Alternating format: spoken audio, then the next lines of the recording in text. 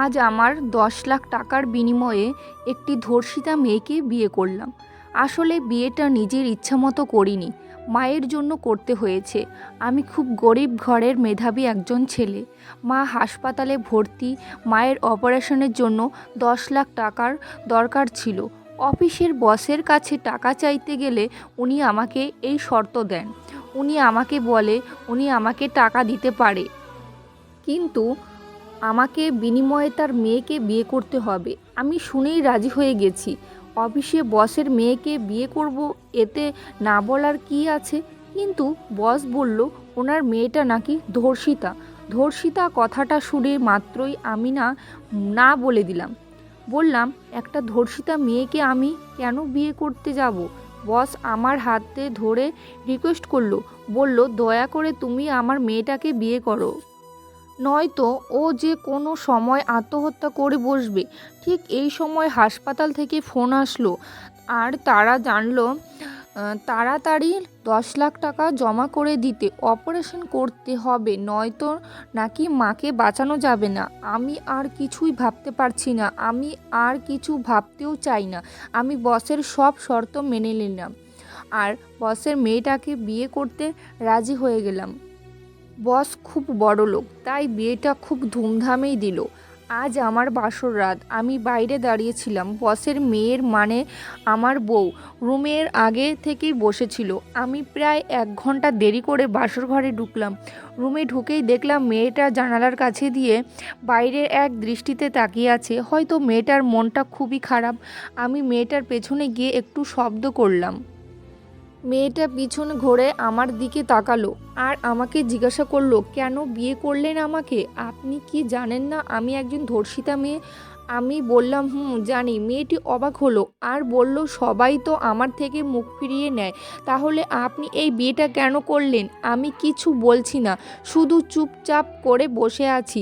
মেয়েটি দেখতে কিন্তু বেশ। আমি প্রথমে ভেবেছিলাম মেয়েটা দেখতে বেশি ভালো হবে না, কিন্তু যখন ওকে দেখলাম তখন আমার ধারণাটা ভেঙে গেল। ওর নামটা জানতে খুব ইচ্ছে হচ্ছে। বললাম, আপনার নামটা কি জানতে পারি? মেয়েটা বলল, ওর নাম নীলা। মনে মনে বললাম, নামটা কিন্তু বেশ। বললাম, নীলা যান, আপনি শুয়ে পড়ুন। কেন এই বিয়েটা করলাম তা অন্য দিন বলবো। নীলা বেডে আর আমি সোফায় শুয়ে পড়লাম। খুব সকালে আমি ঘুম থেকে উঠে পড়লাম আর ফ্রেশ করে নিলাম। বাথরুম থেকে যেই ঘরে ঢুকছি ঠিক তখনই নীলার মায়াবী মুখটা নজরে এলো। নীলা তখন ঘুমিয়েছিল। কি সুন্দর লাগছে নীলাকে, চুলগুলো এলোমেলো ছিল। আমি একধারে নীলার দিকে তাকিয়েছিলাম। নীলার মুখটা কি মায়াবী লাগছিল, দেখে মনে হচ্ছিল এক টুকরো চাঁদ যেন হাসছে। আমি নীলার দিক থেকে চোখ ফিরাতে পারছিলাম না। হঠাৎ করে নীলা চোখ খুলে ফেললো আর ও দেখে ফেললো যে আমি ওর দিকে তাকিয়ে আছি। আমি একটু শরম পেলাম আর মনে মনে বলছি, আল্লাহই জানে নীলা কি ভাবলো আমায়। আমি রুমের বাইরে চলে আসলাম। নীলা বাথরুমে গিয়ে ফ্রেশ হয়ে নিল। আমার বস মানে নীলার বাবা আমাকে নীলাকে খাবারের জন্য খাবার টেবিলে ডাকছে।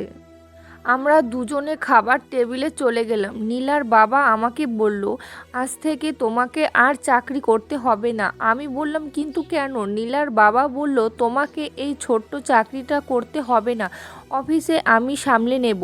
তুমি আমার মেয়েটাকে সময় দাও, ওকে নিয়ে কোথাও ঘুরতে যাও। আমি নীলার বাবাকে জিজ্ঞাসা করলাম, আমার মা কেমন আছে? উনি বলল, তোমার মায়ের অপারেশন হয়ে গেছে, উনি এখন খুবই সুস্থ আছে। আমি কথাটা শুনে খুবই খুশি হলাম। আমি নীলার বাবাকে বললাম, আমি হাসপাতালে যাব আমার মাকে দেখতে। উনি বললেন, দেখে এসো গিয়ে। আমি খাবার শেষে করে রুমে চলে আসলাম আর রেডি হচ্ছিলাম হাসপাতালে যাব বলে।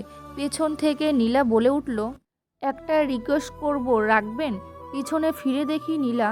আমি বললাম, বলুন, অবশ্যই রাখবো। নীলা বলল, আমি আপনার সাথে হাসপাতালে আপনার মাকে দেখতে যাব। আমি বললাম, পারবেন তো যেতে? নীলা বলল, সে যেতে পারবে। নীলার বাবা আমাকে একটা গাড়ি দিয়েছে, গাড়িটা বের করলাম আর নীলাকে সাথে নিয়ে হাসপাতালের দিকে রওনা দিলাম। মাঝ রাস্তায় খেয়াল করলাম নীলা গাড়িতে ঘুমিয়ে পড়েছে, ওর মাথাটা আমার কাঁধে রেখেছে। আমি ওকে ডাকলাম না।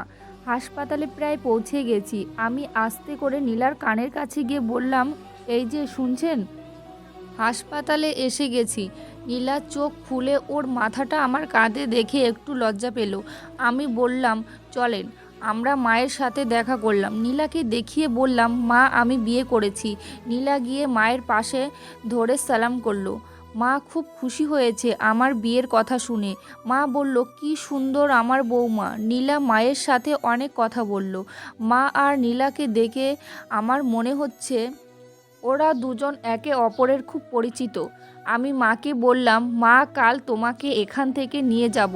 মা আমাকে বলল, এখন অনেক রাত হয়ে গেছে, তোরা বাড়ি ফিরে যা। আমরা দুজন মায়ের থেকে বিদায় নিলাম আর বাড়ির দিকে রওনা দিলাম। মাঝ রাস্তায় এসে গাড়ি থামালাম। নীলা জিজ্ঞেস করলো, কি ব্যাপার, এখানে গাড়ি থামালেন যে? আমি বললাম, গাড়ি থেকে নামুন। নীলা গাড়ি থেকে নামলো। আমি বললাম, চলুন ফুচকা খাবো। নীলা প্রথমে না বললেও আর জোরাজুরিতে খেতে রাজি হলো। আমরা দুজনে ফুচকা খাচ্ছি। আমি নীলাকে জিজ্ঞেস করলাম, আপনার জীবনে এত বড় ক্ষতি কিভাবে হলো? নীলা কিছু বলছে না, শুধু চোখের জল ফেলছে। এইটুকুই গল্প। নেক্সট গল্প আমি পরের দিন নিয়ে আসবো। ভিডিওটা কেমন লাগলো যদি ভালো লাগে কমেন্টে জানিও।